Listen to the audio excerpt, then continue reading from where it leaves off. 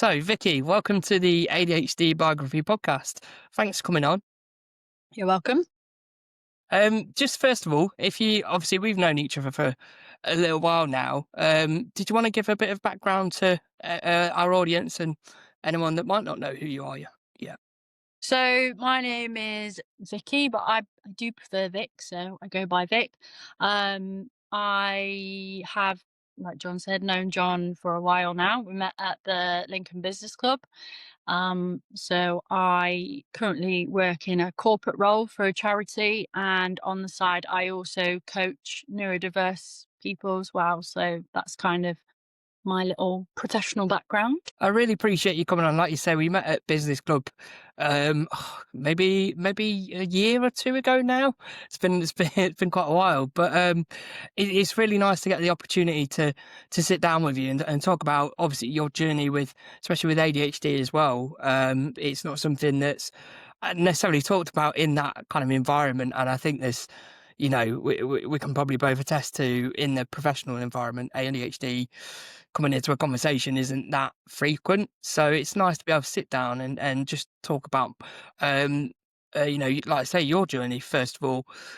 In terms of your journey, when you look back, what were the early signs of ADHD, even before your diagnosis? What really stood out that you made you kind of feel a bit different? For me, looking back childhood wise, there was a lot of signs that I can really recognize now, but not at the time.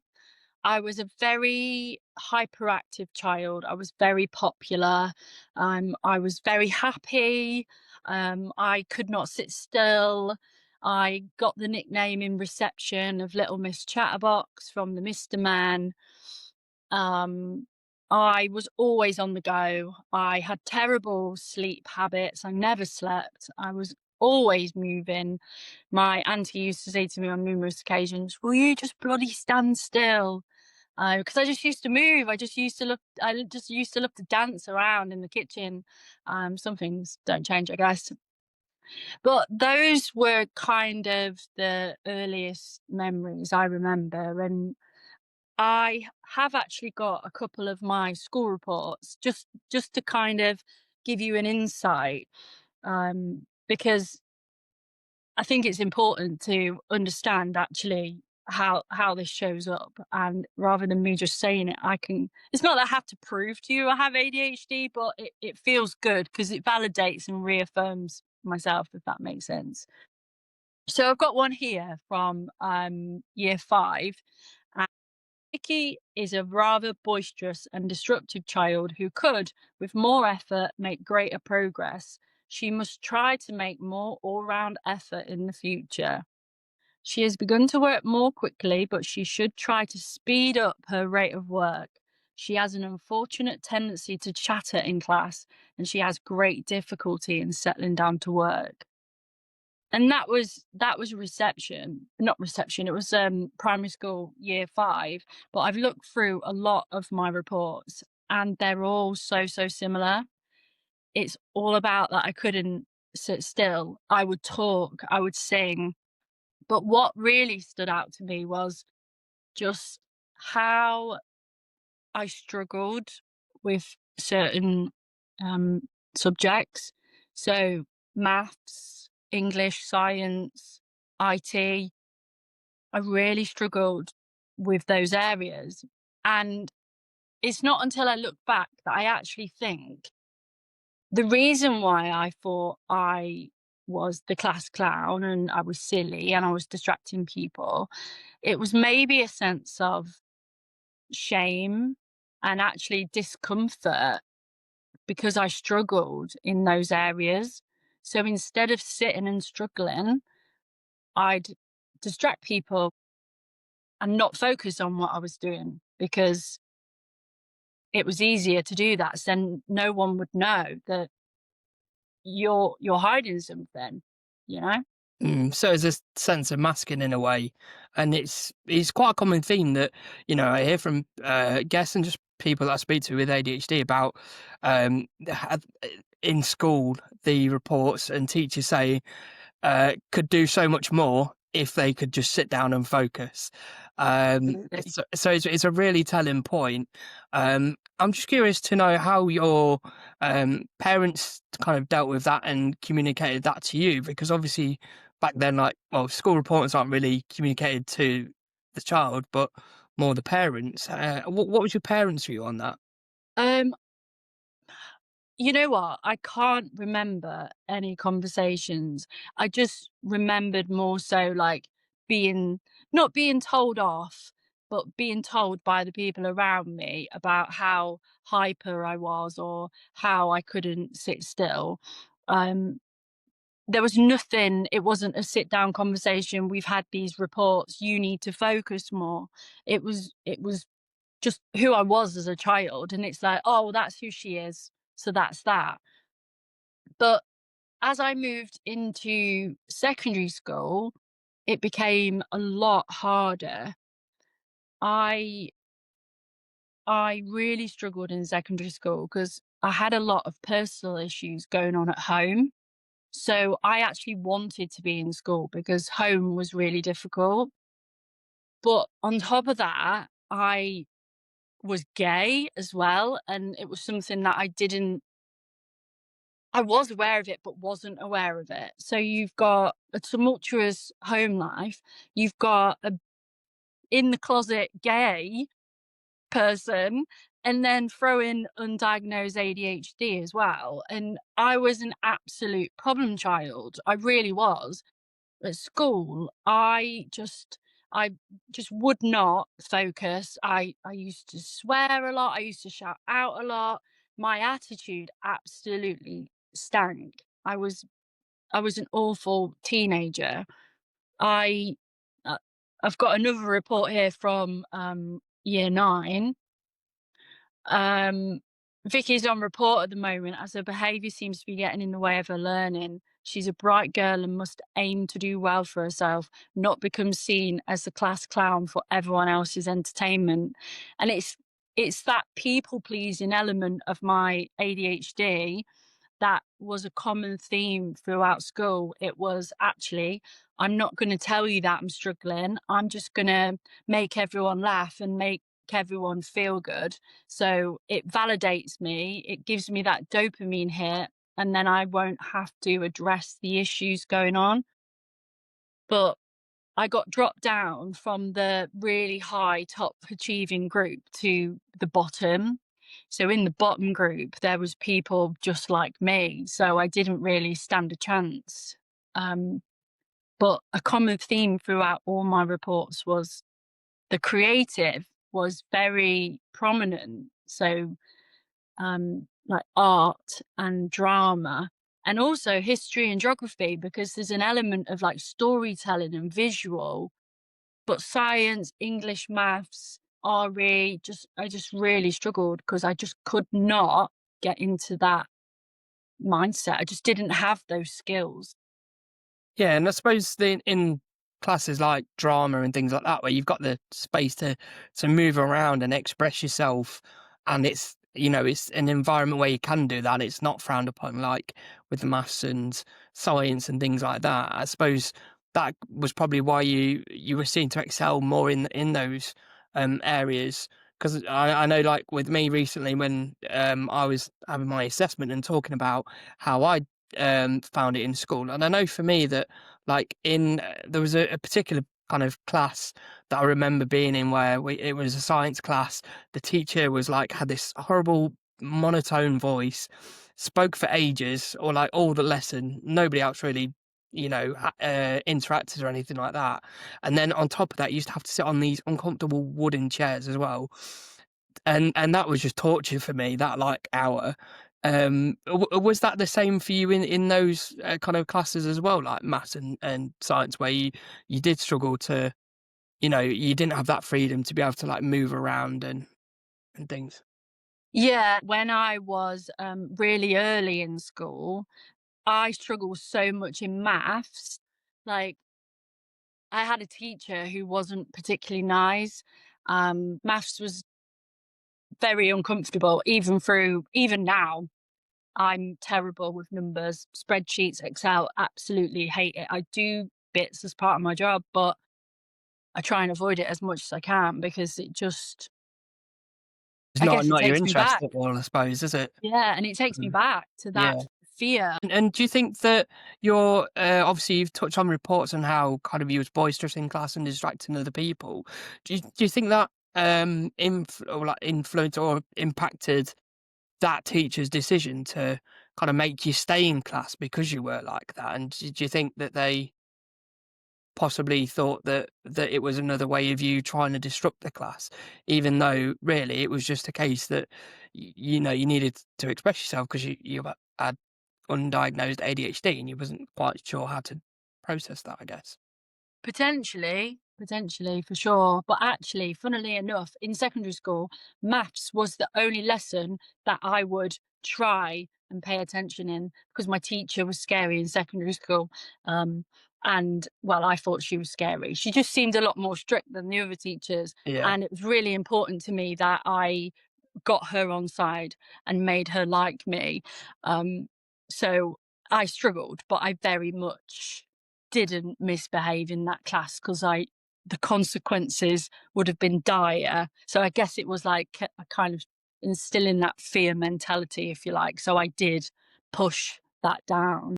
Yeah, and I guess that was probably like RSD coming into play a little bit there, wasn't it? About that like fear of doing something wrong and being told off. I mean, that's something that a lot of people experience with ADHD as well. And I know, like, through myself, I had that all through school as well. And I think that's part of the only reason that I got through like a lot of lessons like yourself is that RSD of like, especially when it came to homework as well. It'd be homework was always done like last minute because I knew that if I didn't do it, I'd get in trouble with the teachers.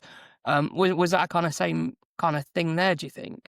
Um, Maybe with maths, yes, but I wouldn't say it was a common theme in my other classes. I actually just didn't care. School was a bit of a social element for me. Like I didn't see it as education. Would have been any different if you'd been diagnosed as a child with ADHD?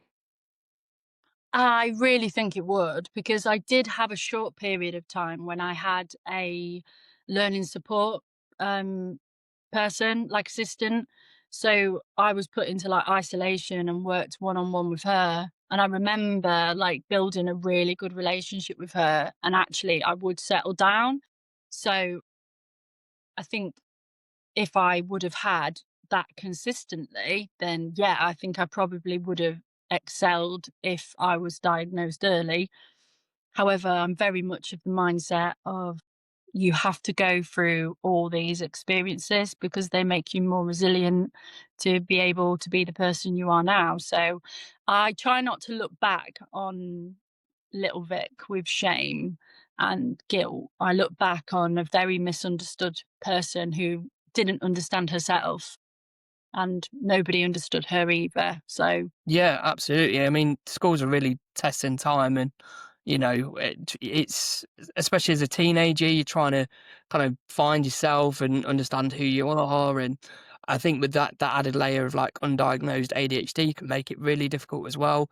I know that like I didn't really know who I was back then, and I would move about with different friend groups, and I would generally be friends with almost kind of everyone because I would just mingle about the group and because I'd just be kind of so adaptable, and there was, I suppose, an element of masking in there as well to um to try and fit in. um so yeah, it's such a difficult time. um so yeah, and it just it is difficult. So yeah, I think being able to be kinder to your younger self in that aspect is a really positive thing because it can, you can look back with, it can be difficult when you look back at those times and what you went through then. But I think you're absolutely right. You have to go through things like that to build up that resilience. And um it's yeah, it's a very testing time, but can do so much for your character as well going forward. So certainly, I think from what I've took from school wasn't necessarily those lessons that we couldn't sit down and concentrate, and it was more about how to be resilient, like you say, that's kind of carried me on, and coming from that working class background as well, where you've always got to work hard and apply yourself and everything like that, within reason, and as long as you're in the right environment. Definitely. I think that's the positive to take away, isn't it, from an experience like that, I suppose. For sure. And I thought it was an accumulation of things, because I had a very like difficult home life going on. I had all this like inner emotional stuff going on, like a hidden sexuality, Yeah, and then all the ADHD challenges. I didn't know if I was just, I just thought, oh, I've just obviously got a lot on. I didn't see it as, oh, I've got an issue. yeah. So yeah, you're right. That's yeah. But in terms of going forward then, when did you actually get diagnosed, and did that feel like a kind of relief? Did it sort of validate everything you went through at school, or how was it for you? So I got diagnosed in November 2022, so coming up to 3 years now. It didn't take very long, so my diagnosis went through the doctors in June, and by November I was diagnosed, which I'm very fortunate about, because obviously with the waiting list now, people are waiting years to get that confirmation and that understanding of themselves. So I do feel very fortunate to have received that so early. Um, Getting the diagnosis, I went through a long, most of my life, maybe till about even 34, just before I got diagnosed, not knowing anything about ADHD. Nothing. The only thing that I knew, and that was that naughty boys at school. That is all I associated it with. There was no awareness in the sense of what there is now, so it did not even cross my mind. I read a book once, I can't remember what it was called, but they coined the phrase multi-potentialite, and I was like, "That sounds like me.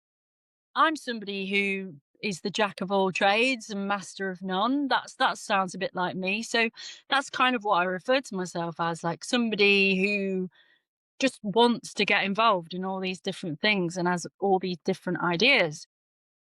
And it wasn't until somebody realized, like, actually said to me, one of their best friends had ADHD, and she just said, "Oh my God, you remind me so much of her." And I was like, "Oh, what? Why? What is she like?"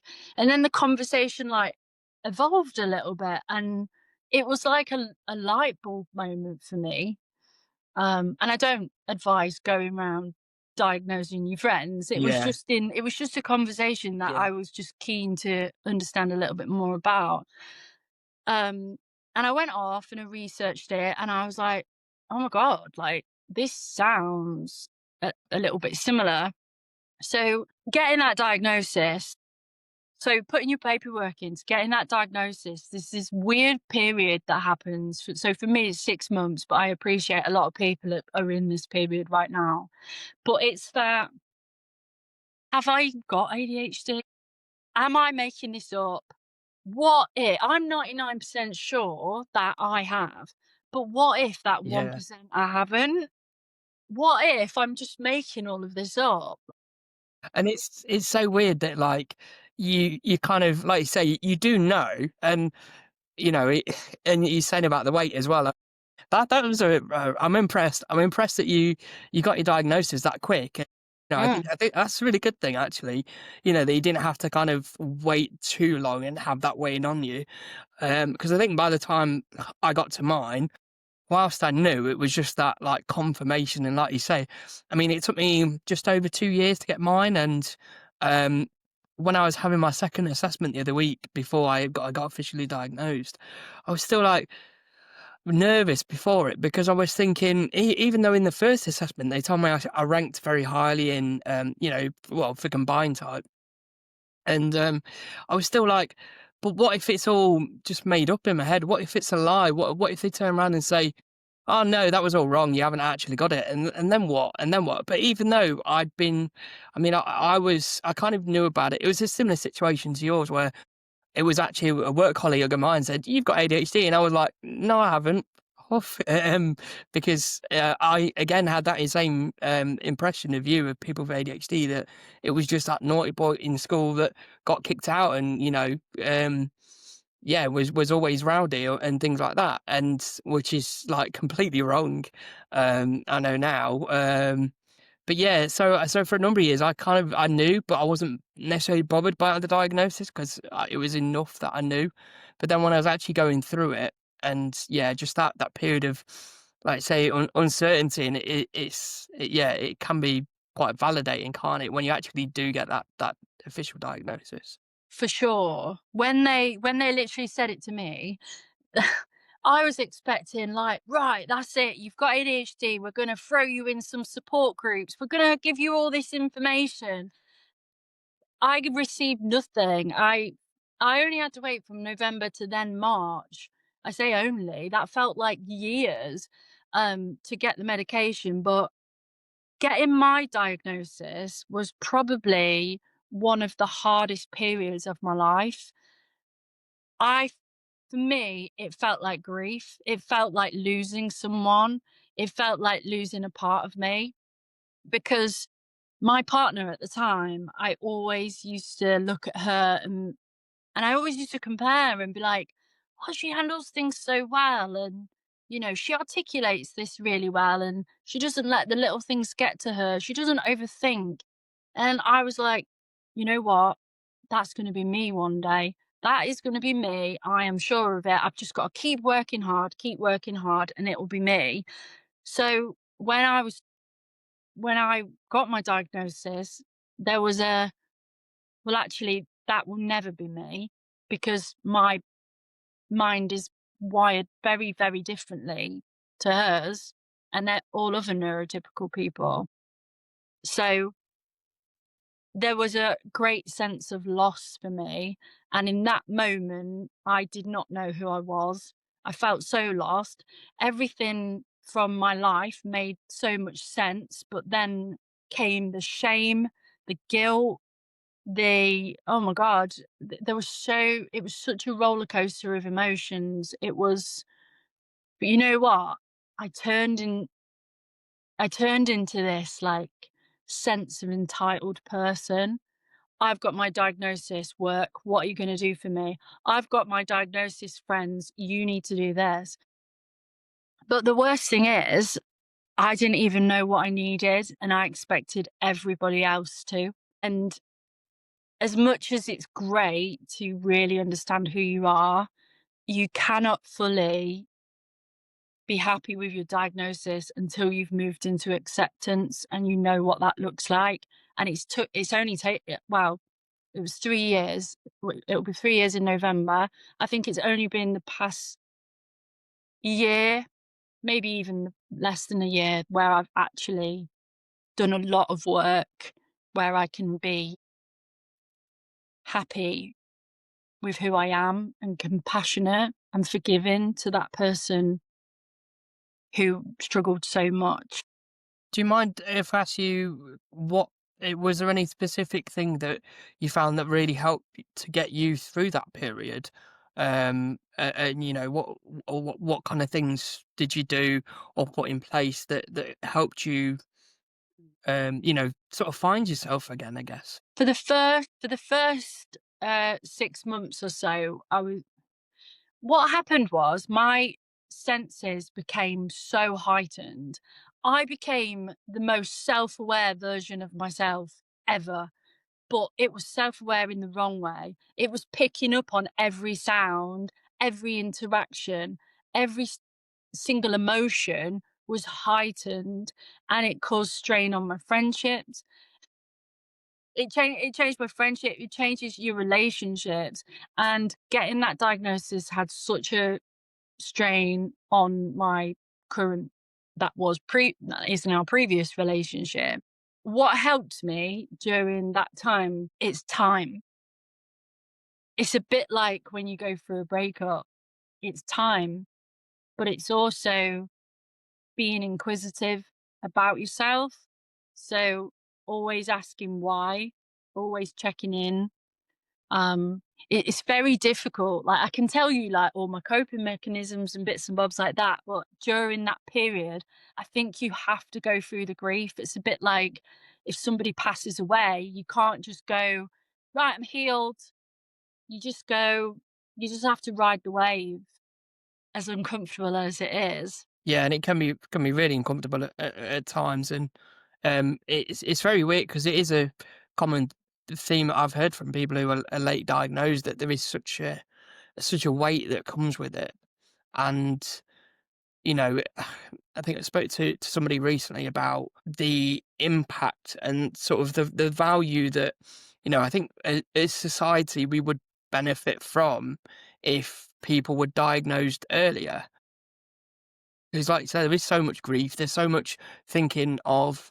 I know it was slightly different for me, although I still went through that period of thinking, okay, well now I know what it is. What all them times when I did this, and like how it could have been different, like so different, and it is a real battle. But if you were diagnosed a lot younger, and I know that we've come on kind of leaps and bounds with awareness, and although there's still such a long way to go with it, I think if people were diagnosed younger, there'd be a lot less of that, and a lot less of that grief period, which can, like I say, it takes time, and for some people it can be a couple of months, other people it's years, and I think that's like it's a really difficult thing to go through, but also it's sad to like hear about people having to go through that when an early, if like you said, it was kind of the signs were almost there, I suppose, in your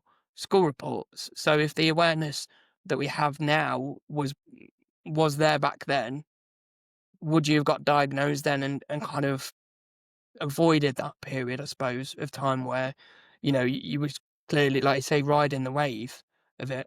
But playing devil's advocate, Mm, can't if change if that, but this is how I reacted maturer in my 30s, how would I have reacted in my teenage years when I had a bad home life, a hidden sexuality? Would I have got worse? yeah, like it's very true. Think of it from that angle, I suppose, because it's very much like you say about that resilience and stuff. Would you have built up that same resilience from school if you had got an early diagnosis, I suppose, and maybe just put it down to that? Oh well, I've got ADHD, and then you wouldn't have learned so much from it, I guess, potentially. Absolutely. And I feel like every single choice we make, every decision we make, good or bad, it leads us to where we're supposed to be. And I looking back, I wouldn't change a thing because it's led me to the person that I am now, and she is very happy and she is very stable, but she wouldn't be that person if she didn't go through what she went through. So, um, yeah, yeah, as much as it would have been great to know earlier, at the same time, knowing how I handled it in my mature years, I'm not sure I would have handled it well because I wouldn't have had the support around me either because, I've got loving parents, I've got siblings, very loving, but nobody really understood what it was. It would have just been an acronym. I would have just been an acronym. Oh, she's got ADHD. That's why she's like that. She's got ADHD. It's worse because I've had people, when you come out, and this, I think if you're gay, you'll get what I mean. But you get introduced to someone, they go, "Oh, this is Vicky. She's a lesbian." It's a bit like that. "Oh, Yeah. this is Vic. She's got ADHD. Like, she's a bit high. If she gets hyper, it's because she's got ADHD." And it would have been an excuse. Well, Yeah. that's how I feel anyway. Yeah, and the labels that come with it can be really hard as well. But I think for me there, like the biggest thing is that, like, and I think it's really inspirational for someone to hear this that's maybe not had a diagnosis yet, is that there is kind of light at the end of the tunnel, in the fact that yes, you haven't had your diagnosis before, and there's a load of what ifs, but you wouldn't have, you wouldn't have been the same person had that stuff not happened. And kind of like you say, you've found yourself, you happy and stable now in your mature years. I think that's something to that a lot of people can take away from it, and think about the person they are now as opposed to um that person years ago, and if they'd have found out that other version of themselves and what they could have been like. But I think with ADHD we're also quite, like you say about the overthinkers. I think that doesn't help that we're overthinkers, is that we will think into the past and think, oh, what if that, what if the other? Because I know we do it a lot in the future, about the future as well. Um, but yeah, but I think it's real inspiring to hear that you've kind of got your diagnosis at what you probably feel is the right time in your life as well. Definitely, definitely. And I really thank that person for opening my eyes up to it, because as much as it was a very difficult time, it was the right time. So very thankful. And what stands out for you, obviously, kind of going through that process now, and the person you are today? What are the? I know you said there's no support when you do get your diagnosis. Like, you're going to go in this group, we're going to support you this way, and things like that. It's just simply kind of like with every other condition, I suppose. It's just the first thing is medication, isn't it? But what are you still wrestling with now in terms of your ADHD? Um, Um, I would say the emotional regulation. So the going from 0 to 10. I really struggle with overwhelm, overstimulation, and definitely the people pleasing element. I get a lot of anxiety, but I do have my own ways of dealing with that. But this has taken time and work. I find so much benefit in writing. So I would I'll call myself by name. So if I'm having an irrational thought or I'm overthinking something, I would call myself by name and talk to myself like a friend. Recently as well, I've started just writing till I'm grounded. Before I was like, "Oh god, I'm overwhelmed, I'm this, I'm this, and this." But actually, I didn't concentrate on bringing myself down. I just concentrated on the fear, on the overstimulation. But now I really lean in and listen. Um, and I do a lot of mindfulness with that. I try to practice the power of now as much as possible rather than being in the past or thinking about a future that doesn't exist. And those, I would say, are the things that I wrestle with the most. Obviously, the RSD is very prominent. The people pleasing element, I turn off all my blue ticks on WhatsApp, which is an absolute lifesaver for anybody who needs validation that their friends don't hate them, because I don't get a reply and then I think, oh my God, what have I done? And then I'll go down a rabbit hole of I've done something wrong, people hate me, and I shame myself. So that's just a little way how I manage that one. it's a really good one. Does that almost kind of alleviate that a little bit and let you not be so harsh on yourself? Oh yeah, it grounds me, um, because I remember that I'm being unkind to myself, and what's going on are self-limiting beliefs. I'm just talking to myself in a negative way, spinning. If I've had a really balanced day, I won't focus on what went well today. I'd focus on what didn't go well, and then I'd ruminate over that. So I also make notes in my phone.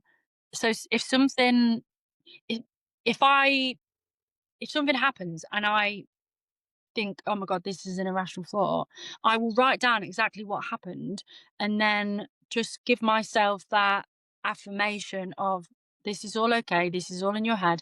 And if you're not sure, come back to this later. And usually I only have to write it once because then if I think about it later, I'll go back to it and go, right, that's what happened. It's one of those, when you something happens in the moment and then you think about it in 10 days time, but then there's an exaggerated version of what Yeah, happened. yeah, This is yeah. my truth. So that's my truth. So I just get it down straight away and then I go, yeah, actually, that's not bad. How am I going to feel about this in 10 minutes? How am I going to feel about this in 10 days? It's not going to matter, is it? Did anybody die? No, we're okay. Yeah, it's a really good way of thinking about it. My brain's like trying to think 2, 3, 4, 5 steps ahead and like days ahead and things like that. And it's like if one thing happens, it's almost like, okay, well, because that's happened, this is going to happen, and this is going to happen, and that's going to happen. And I'm very bad at catching myself doing that.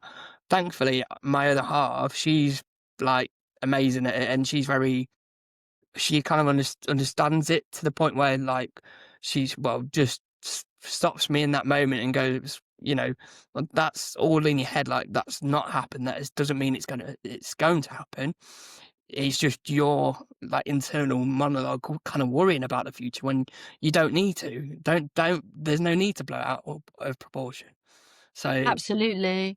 And I think if you've got somebody that you can lean on in those moments, then it does really help having an accountability buddy, if you like, someone to stop you in your tracks. But that's something that I've had to do myself because when all this happened, I had a relationship breakdown and I had to live on my own for the very first time. So with that came its own challenges, but I'm really fortunate enough now to be with somebody who understands, who is also neurodiverse herself and will help me and stop me in the tracks. And my best friend is absolutely great at that. I'm very much like I handle things myself. If I can't handle it or it's still manifesting itself, I will get in touch with somebody because I know that it requires a little bit of a chat. Or chat GPT. Chat GPT absolutely would recommend if you don't want to feel like a burden, as I do most of the time. yeah, and it's amazing that now we're like, I think it's a really good thing that we're in this like world of AI now where, you can use it for the things like body doubling and working through things. And I mean, I use it all the time. It like if it was a human being, it'd be my best friend, no doubt. But the amount of things I ask, the questions I ask it, and things like that. Uh, so yeah, definitely. No, I'm just wondering about you said about your partner being neurodivergent as well. I think there's a great power within that. If you're neurodivergent and you're with someone else that's neurodivergent as well. Like my other half, she's um, although she hasn't been tested for it, we think she's autistic. Um, and she's like, it's like the perfect balance in our house. Like she's the one that's can keep track of things and organize and stuff. But I'm like the last minute, the spur of the moment, we'll go and do things, but also pure chaos and can't even finish the washing up before I start the dishes and the hoovering and all things like that. So she really helps me keep on track. So it's interesting that I think you said about your other half being neurodivergent as well. It sounds like it certainly gives there's a lot more understanding in that relationship. Yeah, there's so much more understanding, because we suspect that she is autistic.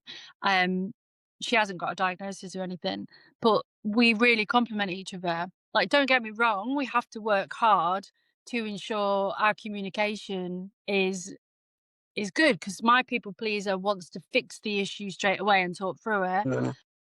Her needs are, I need to go and have a moment and I'm emotional about this, so we'll come back later. So that's taken a lot of work to appreciate that that's what she needs and this is what I need.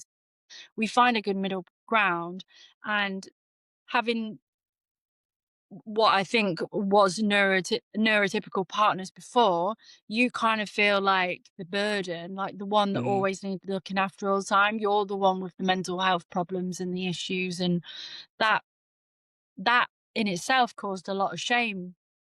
Now, me and Amy very much is give and take. She has good days, I have bad days, and vice versa. But we really work hard to make sure each other's needs are being met. Not that my needs weren't met before, it's just that A different way, I I suppose, isn't feel it? accepted in the sense of it's reciprocated, like, I don't feel like a burden, I feel heard and seen, if that makes sense. Yeah, which is obviously really important in a relationship. And you know what? That you saying about the communication there, that is one thing that I I knew, because as far as I'm not as far as I'm aware, none of my previous relationships were neurodivergent either. So this Mm. is like the first one. But this is, I mean, I proposed after it was less than a year because like I just knew, and it was that communication was a really big part. And I was kind of smiling a little bit there because when you were saying about your partner and you want to fix it and she needs time, like it's exactly the same in our relationship. She kind of almost shuts, not where it's shut down or shut off, in terms of like if there's something emotional going on, she needs time to process it and like say come back. Mhm. But and it's the same with me. It's like, recently, had a thing where I was like, talking about blowing up as well. Supposed to be recording an episode, something went wrong, and I just went from like 0 to 10, and like, oh god. And she was like, "It's okay, I'll sort it out. You just go and chill, decompress before you've got your thing." So I think communication is like, well, communication is vital in any relationship, but especially like a neurodivergent one as well. And it's just given me an idea. I think we need to go into business and set up a neurodivergent dating app. So, that's quite a great idea. Yeah, yeah, for sure. No, I am very fortunate, like, she is a wonderful person, and I think that comes part of me understanding who I am and what my needs are now as well. Like I said, how was someone supposed to show up for me before? Partners, at places, friends, when I didn't even know how to show up for myself, you know? It's all about growing and understanding who you are, so Absolutely. It sounds like you've been on a long journey to that, but like a really beneficial one for yourself. And you finally at a point where you can, like you said before, you're happy now, and you're a lot more self aware. And it's something that's really important. And it does sometimes, self awareness does come from big moments and going through tough periods in life.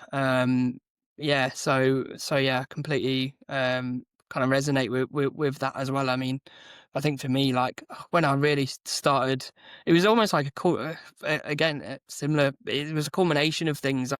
I went through a breakup of a relationship that was like 4.5 years, and then within a month my mum died, and then like it was a few months later as well, and that's when somebody had said to me that, oh, I think you've got ADHD, and I was like, and then when I really looked into it and then realised, and it was almost like a kind of period of a year, I think, when all these kind of big things that went on that was really testing for anyone, but I think for that short space of time, it's a how I don't know, didn't sort of capitulate and just I don't know, just give up. I don't give myself enough credit for is my resilience through that stage.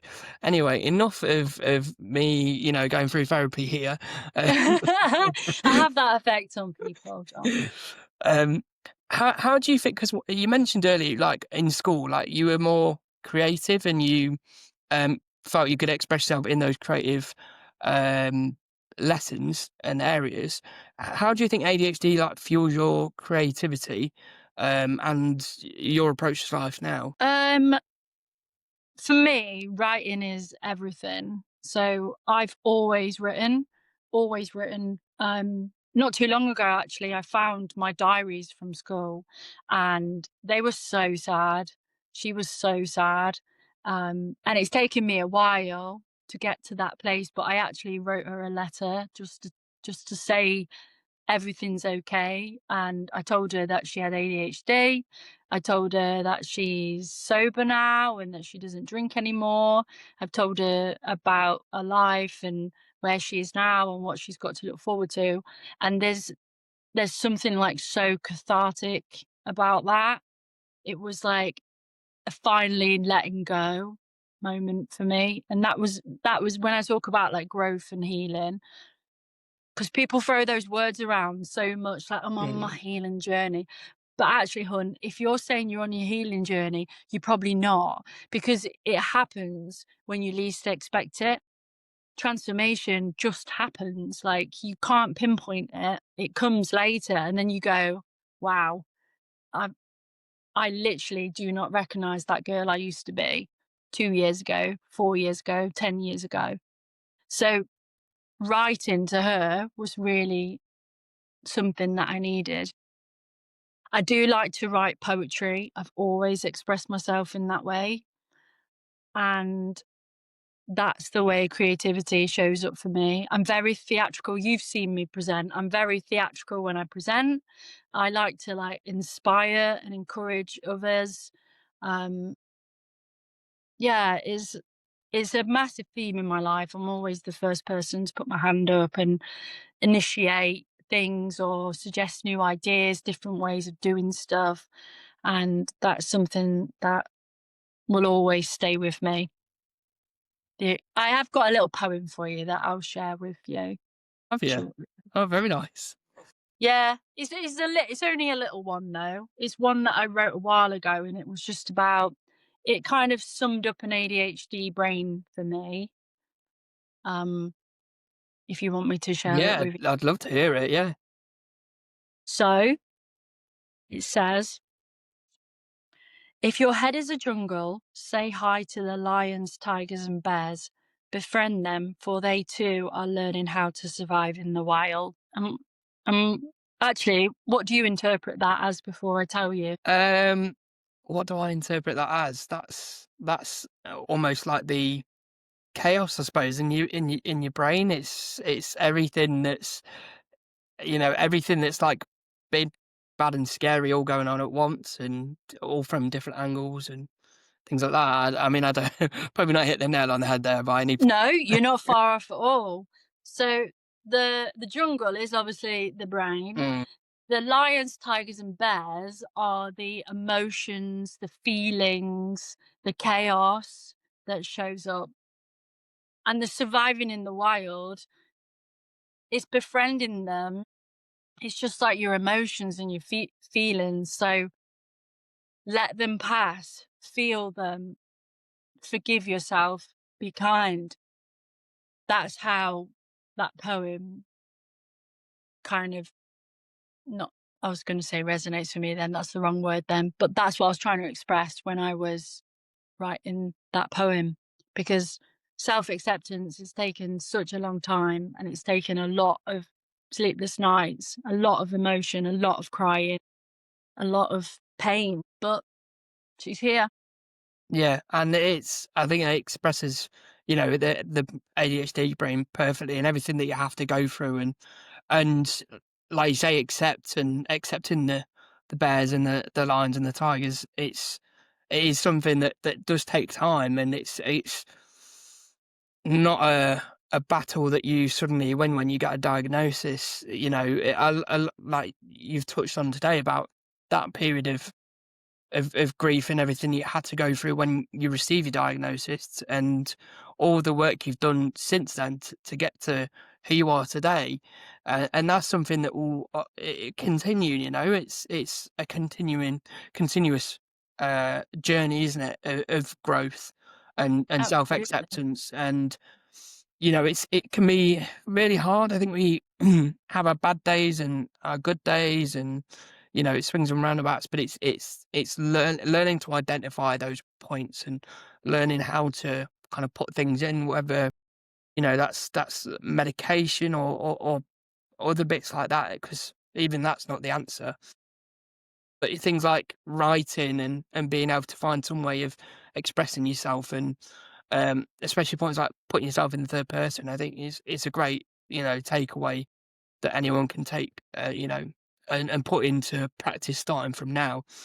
Um, because it's so much easier to be harder on yourself, especially if you aren't aware you've got ADHD as well, and wondering why you do these things. Because I know for me, one of the biggest kind of points that I was my probably biggest frustration before I realized I had ADHD was it seemed to be these cycles and patterns that would just repeat themselves.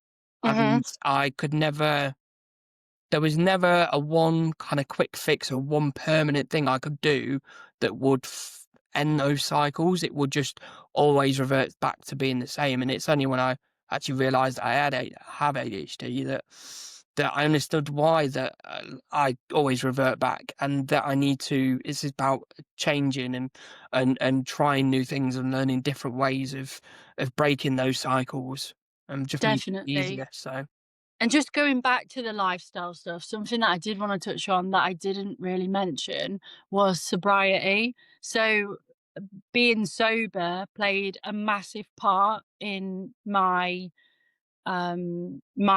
transformation. Um, I really abused alcohol for a long time and would use it to cope when I was undiagnosed.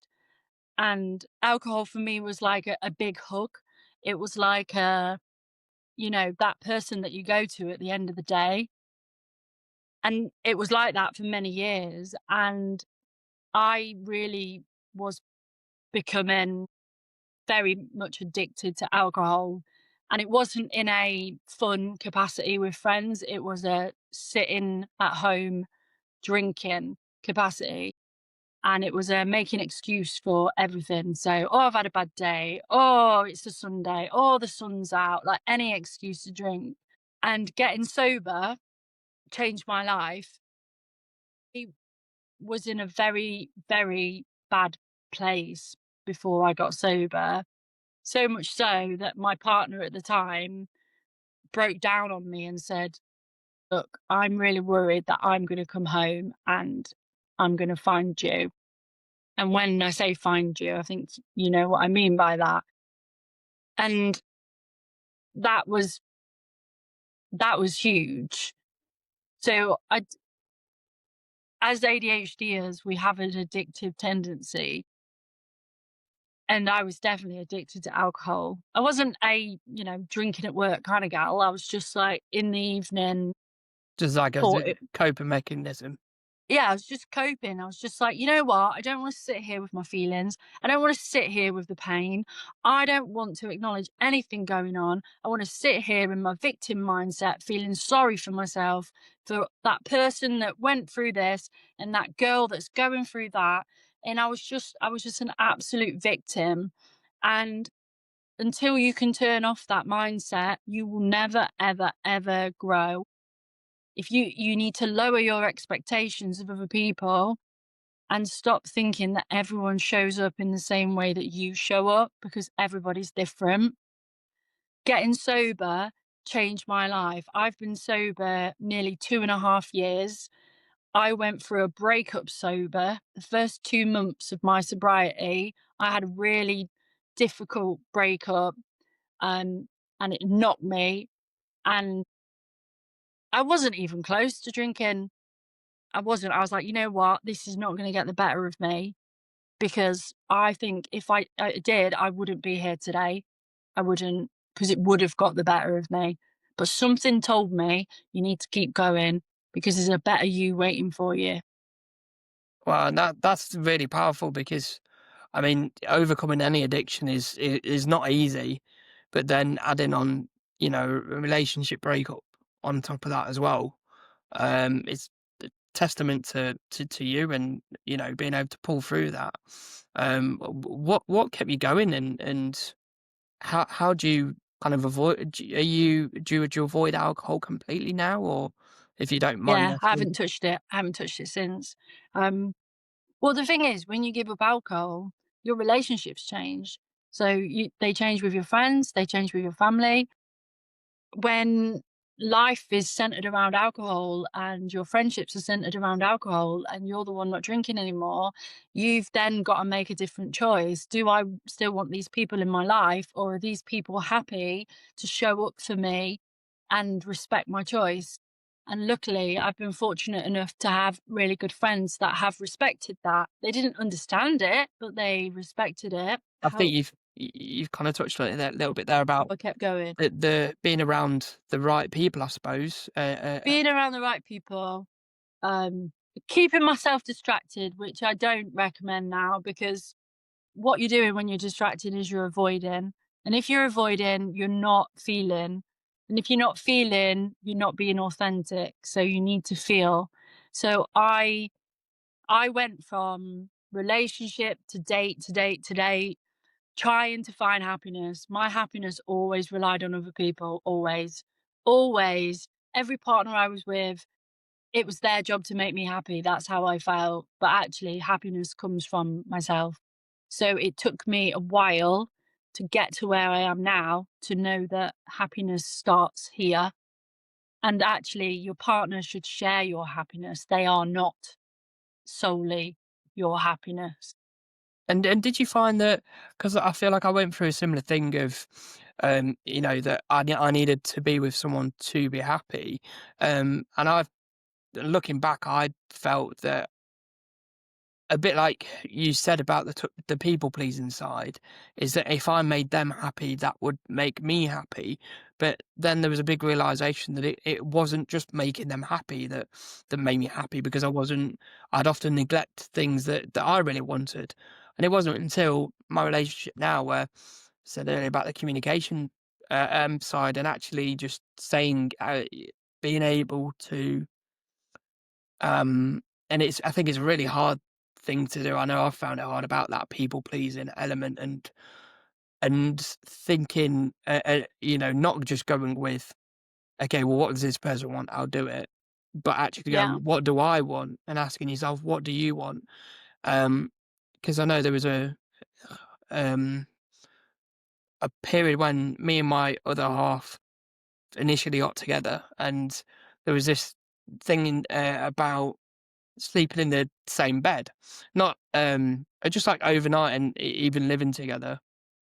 Um, and we have very different views, and it's like there's one or two ways I can go about this. I can either do the usual John thing of, okay, I'll go along with it, which I always did, because I'll go along with whatever they want because it'll make them happy and that'll make me happy. And I was like, actually, no, that is like that's not something I want. So I'm not going to do it. And it ended up being a conversation, because it came up on the message, actually, that was having this conversation. And um, it it was like, okay, it was like, got to the point where it was like, okay, well, let's park it here.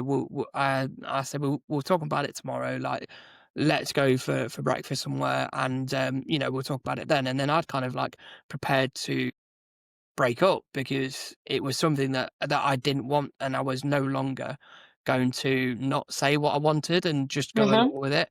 And then so we went for breakfast, and then the next day, and then my still fiance turned around and said, "Oh, do you want to stay over tonight?" And I was gobsmacked, because here I was overthinking it, trying to think like 2, 3 steps ahead as always, and planning this, like how to break up and whatever, and I'll be all right and everything like that. And then just to suddenly not have to do that, and that was kind of one situation where I'm like, okay, this person actually cares about what I want as well. And it was And the first that's time that I actually felt like that. and that's the most important thing. Is compromising, but it's also making sure that you're both your needs are being met. And it's the same in any part of your life. It's the same with friendships. It's the same with work environment. It's the same with relationships, personal relationships. Your values need to align, and your values will change. So what your values were 10 years ago will be very different to what they are now.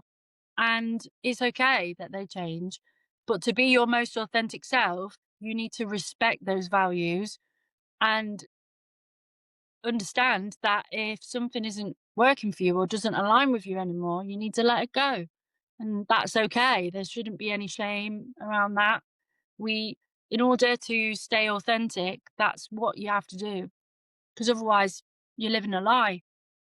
Yeah, absolutely. And is it something that you found in your kind of current relationship that you're in, that did you go through a period of where I know you talked about this sobriety. I mean, that's obviously had an impact as well, but just making sure that your needs are met, and that you're not people pleasing, was how did that sort of manifest itself for you, I guess? I think I always say to Amy, like, she has got the best version of me. she's got the best version of me. Like, I was like before when I was drinking and just I was like 3 stone heavier than I am now. Like, I'm a lot healthier than what I was, and my mindset is a lot better. And I have a very like strong growth mindset now rather than a negative past thinking mindset. And I do not compromise, that's not the right word. I do not take something if I'm not happy with it. I challenge everything. If I'm not happy with something, then I will ask why and we will work through it together. I will not take it lying down. I won't take anything lying down anymore. If something's not right, if something doesn't feel right, if I want to talk about something, I will approach it in a very like diplomatic way. I'm not defensive like I used to be. I'm not confrontational. I just want to understand the why. And I want to understand, right, how do we move forward? We don't argue. We don't shout. No one raises their voices. It's calm. It's all about finding that understanding together. And it works. So, and we're moving in together soon, which is really exciting. It'll Congratulations. I'm sure it'll be a little bit, like, weird for both of us because 'cause I've been used to living on my own for so long, but yeah, it'll be fun. Yeah, it certainly sounds it, and yeah, looking forward to hearing when you do move in together, and I hope it all goes well. And I think you saying about going into or doing coaching, I can definitely see that like why you'd make a great coach as well. I think it's amazing. I look forward to kind of hearing what you do in that space as well. And I think relationship advice, especially as well, sounds like we could probably both give a lot I of. know. I'm very much like because now I do understand myself a lot more. I feel like I can give benefit to the world in some way or another, like whether that's supporting young people, whether that's getting up there. Like I've got it on my radar that one day I want to be a motivational speaker. I want to get up, I want to talk to people, I want to inspire people, and I want to encourage others and give them hope because just because you whatever happened in the past, it doesn't define who you are now. And there's a better version, even better version in 10 years' time already waiting for you. And I can't wait to meet her. And I'm so glad I get to still be here to meet her. So, yeah, thank you so much for letting me share my experience. And that's before we kind of sign off for the night. What's one bit of advice? Because you've gone on a really big journey from, like you say, that fixed mindset to that growth mindset now. What bit of advice would you give to somebody who's either just getting diagnosed or just gone through it, is going through that grief period?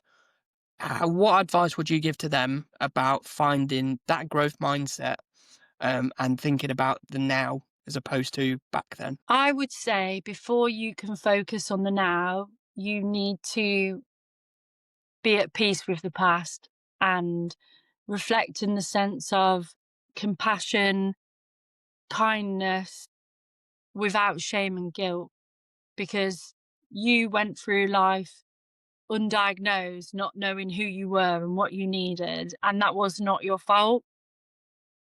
Please don't feel shame for who you were because you didn't know.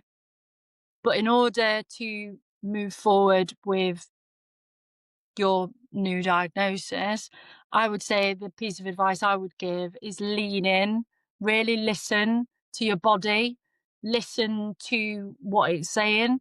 If you feel it in your tummy, what is it? If you feel it in your head, what is it?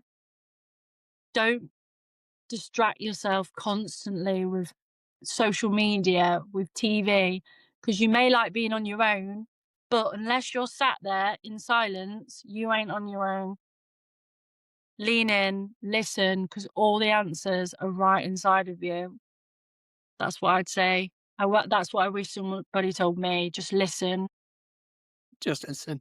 And I think Just that's a listen. really poignant note to finish on. And I'm sure that a lot of people listening to this hopefully will take that away, and it'll make a difference to them and help them on their journey to that growth mindset, and just to be the better versions of themselves as well.